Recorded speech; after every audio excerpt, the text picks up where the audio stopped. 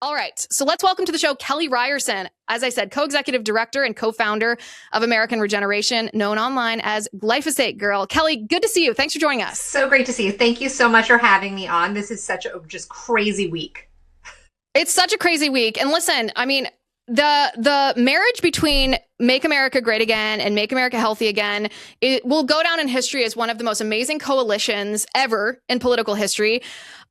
Some of us are feeling a little bit of a breach, a little bit of a betrayal here because President Trump signed this executive order called Promoting the National Defense by Ensuring an Adequate Supply of Elemental Phosphorus and Glyphosate-based Herbicides. And my initial reaction to this is, wait a second. I believe the evidence shows that glyphosate causes cancer, correct? Absolutely, it does. This has been a really long-term debate that really should never have been a debate. This chemical is the most used pesticide of all time globally. So it is used all over the world. It has, from the 1980s, there's evidence that Monsanto, who was the manufacturer originally of glyphosate and the product Roundup, glyphosate is the active ingredient in the product Roundup that you see, on the store shelves. So there has been behind the scenes discussion that was revealed during the court cases that Monsanto for a long time has known that this could likely be a carcinogen.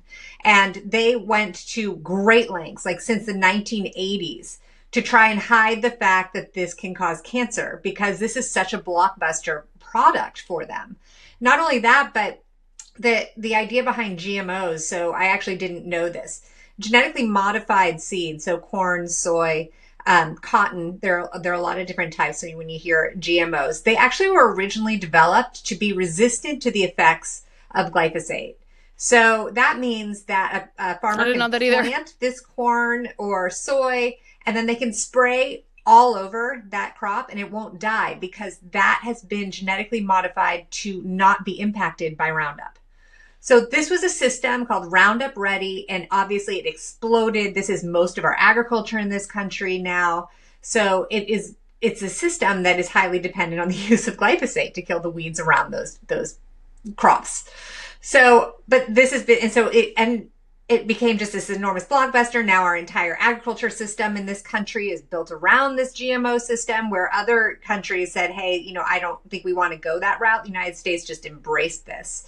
So the fact that they would need to continue hiding the carcinogenicity of this to keep this operation going kind of gives you a hint as to why it's remained controversial when it never should have been. We should know this is a carcinogen. Okay, so I find all of this fascinating. I mean, there's also a map, and we can show this on the screen. There's a map of where glyphosate is used in the United States the most, and if you juxtapose that or you overlay that with certain types of cancer, I mean, you can see it in front of your very eyes. You can see that these cancers are concentrated in the areas where glyphosate use is concentrated. I believe Bayer, which is the manufacturer of Roundup and glyphosate, they have paid out billions of dollars in damages to people who have been harmed by this. So this is not some, crunchy conspiracy theory, even though all of our crunchy conspiracy theories always turn out to be correct. My question is the defense from the Trump administration, and we saw this from RFK Jr., which, to be honest, kind of surprised me. The defense that we're hearing from Trump administration officials is that our agricultural economy is too dependent on this to ban it. That if we were to ban it, it would essentially cause our agricultural economy, which means our food supply, it would cause devastation. There'd be starvation. There'd be food riots. We have to wean off of this. So my question is twofold. First of all, is that true that there'd have to be an off-ramp? And if it's true, is there any indication that that's what's happening right now and that we're just misinterpreting this executive order? Or are they telling us that it's weaning, that it's an off-ramp when there's really no evidence that it is? This is the problem. So indeed, our agricultural system in the United States is based on chemicals, not just glyphosate, but numerous other pesticides. And China has begun manufacturing I think it's actually now the vast majority of these chemicals. We import them. There has been very little investment into an alternative non-chemical way of farming. And so the argument that we are dependent on it probably is correct. I mean, for RFK Jr. to say that, like, would make him sick, because I was in the courtroom with him during these cancer trials. He was the attorney fighting Monsanto because this causes cancer. So, so his response, I think he's doing a careful balancing act.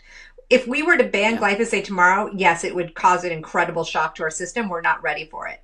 But the idea to make it a national security issue and have a large executive order around it is signaling something much different. And actually, I'm very disappointed because I'm so MAHA, and yesterday, a report dropped that showed just how deeply Bayer, who now they bought Monsanto, so now they manufacture glyphosate, how deeply entrenched they are with key members of the administration, very deeply through a whole bunch of different lobbying groups. Like who? Pam Bondi, Susie Wiles worked for the very lobbying firm that is Bayer's their number one client. So they're definitely doing the bidding on behalf of Bayer and pesticides. So what this looked like to me is that President Trump was signaling to the Supreme Court and to Congress people who are right now, this is another piece of it, right now, Bayer is trying to get an immunity shield so that we can no longer sue pesticide manufacturers when we get sick from exposure to 57,000 different pesticides. This is crazy time. And when it was first proposed, it was like, well, no congressperson or rational person would ever think that we shouldn't be allowed to sue these pesticide manufacturers. I mean, who would do that? Oh, well, here's an administration that looks willing to do that. And they told the Supreme Court, take this case. We think that there should be a liability shield put in place. Americans shouldn't be able to sue these foreign chemical manufacturers when we get cancer, Parkinson's, infertility. And you were talking earlier about this fight with the devil right now, or, and just feeling like these dark forces. This is a very key part of that for me. And I think for people, whether they know what's happening or not, right now we are on this precipice of wondering whether or not we even have a future of fertility. Our fertility numbers are crashing. In large part, this is due to the exposure to these pesticides. Side means kill.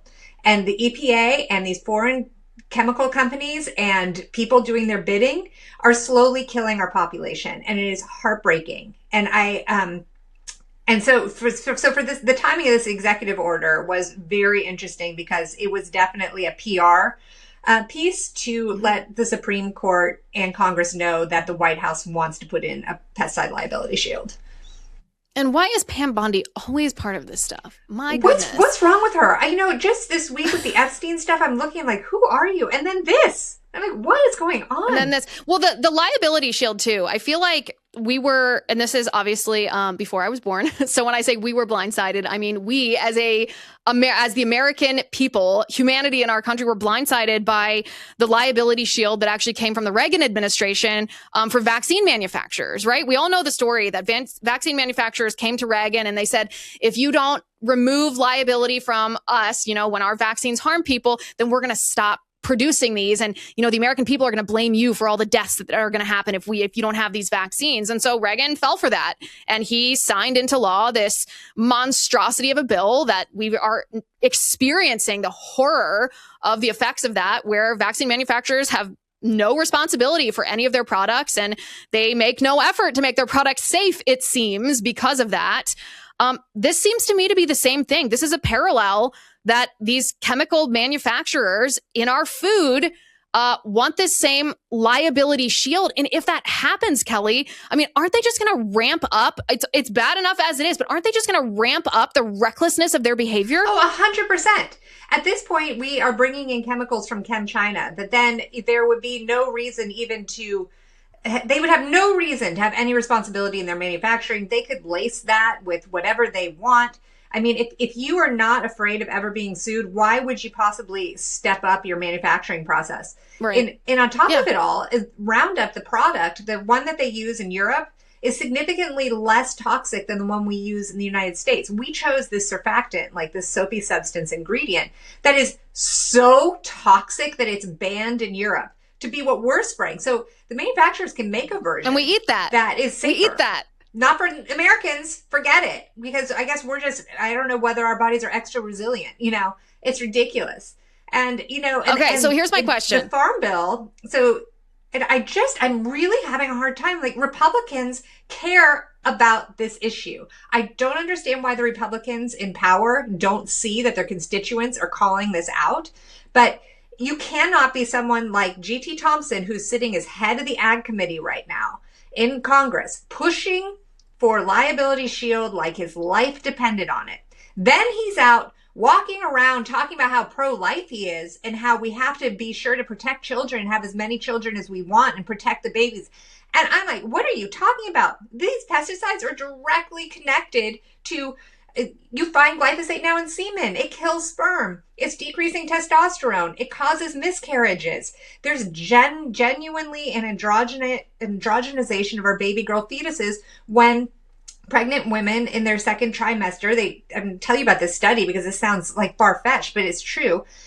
Second trimester women were tested for urinary content of glyphosate.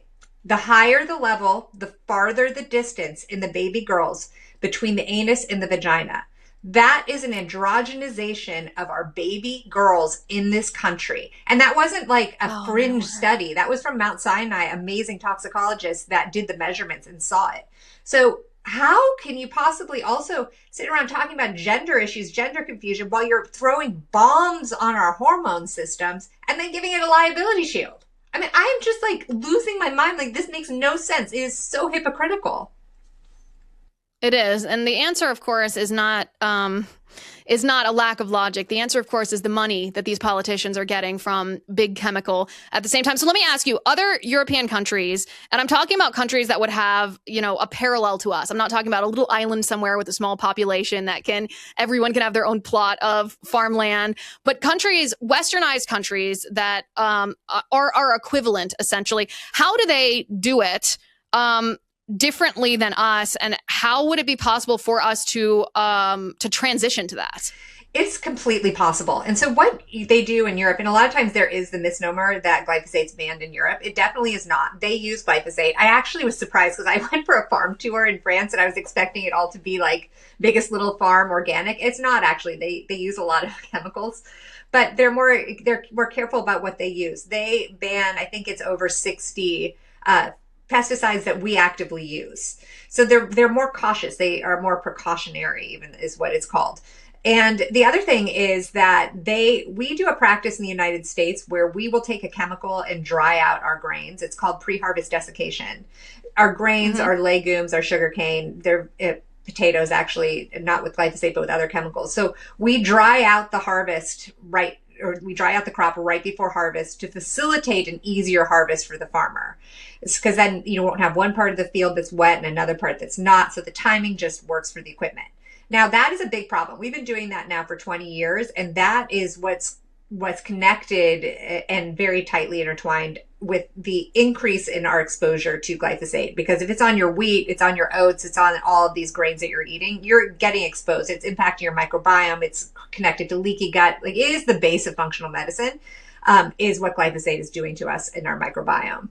So Europe does not do that. In fact, they've explicitly banned the use of glyphosate and other synthetic agents for pre-harvest desiccation. So what they are actually eating on their food does not have the same level of residues as what we have in the United States. And they don't want to import our stuff because they're like, we don't want to eat that junk that's completely chemical laden. So you would think that this would be an opportunity for us just not to do it. And this is something I've been pushing very hard at the EPA, meetings with the EPA. I've been talking to HHS about this. I've worked on bills to try and just eliminate this needless practice of pre-harvest desiccation to do something. And I put out actually on X, I said, what President Trump needs to do right now if you want to save MAHA, because there are a lot of people that are not conservative. They were independent. Some Democrats came over and voted for President Trump on this platform.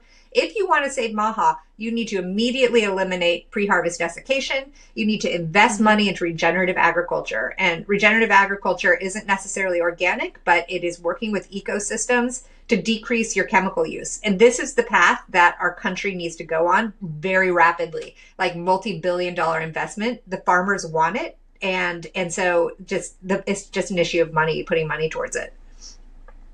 Yeah. And I think that's right, too. I think it's maybe been underestimated in Washington, D.C., maybe even within the administration. It's been underestimated how easily the MAHA movement could become fractured and not vote in the midterm elections, even, let alone the presidential elections. Because as you said, the reason that this was such almost like a miraculous, I think, coalition is because it wasn't just Republican Party convincing other Republicans to get out and vote. This was people who maybe didn't agree with President Trump on everything, but they feel so strongly. I mean, MAHA moms are some of the best people out there because we're advocating for really difficult things in the face of like being told that, you know, being gaslit about the chronic health stuff that our children are suffering from.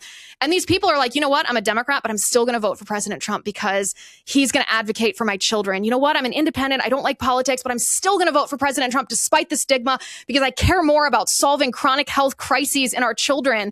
And I implore President Trump to recognize that because these people, MAHA moms, are the most loyal, like if I had to pick people to stand side by side and fight something with me, it would be MAHA moms because 100%. They are relentless. They are the best, strongest, most committed, most stalwart people. President Trump should want these people and he needs these people, MAHA, on his side.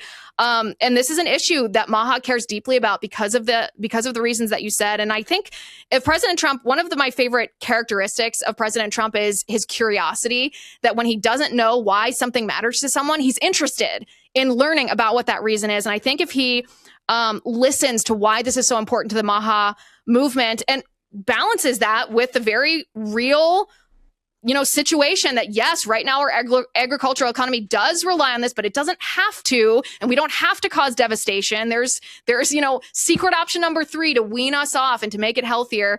I have hope that he will change on that. And so that, of course, is incumbent on us. You guys, it's incumbent on all of us to raise our voices, talk to our members of Congress, let them know that we know that they're getting money from these lobbyists and we don't like that. Tell the Trump administration not just that it matters, but why it matters. And pray, because this is a critical topic. And of course, Kelly knows more about this than anyone else. So is there anything final that people should know before we wrap up here? I think, so eat organically when you can, just to avoid it. Feed your kids organically when you can. You can buy those foods at Costco at a cheaper price than, say, Whole Foods. Try and prioritize that. Second, I second you regarding President Trump. I think that if he actually had a meeting with the MAHA moms instead of just members of the Farm Bureau and in chemical corporations, he might have a very different perspective. But we haven't been offered that meeting yet. Well, we should continue to ask for it because, like I said, President Trump is very open-minded, very accommodating, and he one of the things that I think sets apart politicians from President Trump is the fact that President Trump actually likes people. Yeah, it's true. He looks at people and he likes humanity. It's like Elon Musk. He likes humanity, whereas most politicians, I really don't think that they do. Kelly, thank you so much for being on the show, guys. You can find her everywhere. Glyphosate Girl. Her content is absolutely stellar. Highly recommend you follow her for all the information you need about this issue. Thanks for being here, Kelly. Thank you for having me.